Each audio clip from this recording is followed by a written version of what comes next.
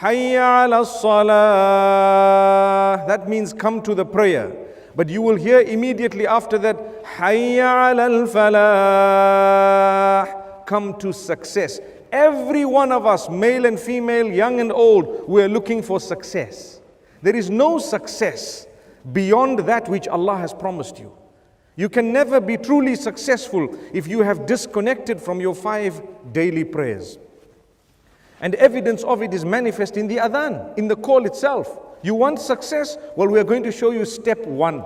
Step 1. And this is why the hadith says the first thing that a person will be reckoned in the hereafter is their salah. If the salah is in order, everything else will be easy. If the salah is not in order, the rest of it, what do you expect? It's going to be difficult and tough.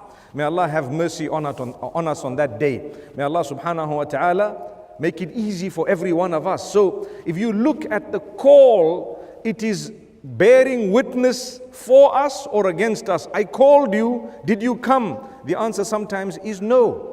And this is why when a blind man once asked Nabi sallallahu alayhi wasallam, he asked the messenger, he said, O Prophet of Allah sallallahu alayhi wasallam, I am a blind man and I find it difficult to come to the masjid. Should I, or am I given an excuse, etc.? The end of the hadith, the Prophet sallallahu alayhi wasallam asked him, Atasma'un nida? Do you hear the call? Do you hear the adhan? He said, yes. He says, fa'ajib. In that case, you need to answer it. Subhanallah. I know one might argue, okay, nowadays we don't have, or at that time they didn't have these loud hailers and microphones. Well, at that time they didn't have vehicles as well. They didn't have cars and other facilities. So if you have heard it and it's very close to your home, then you would definitely fall under the same category.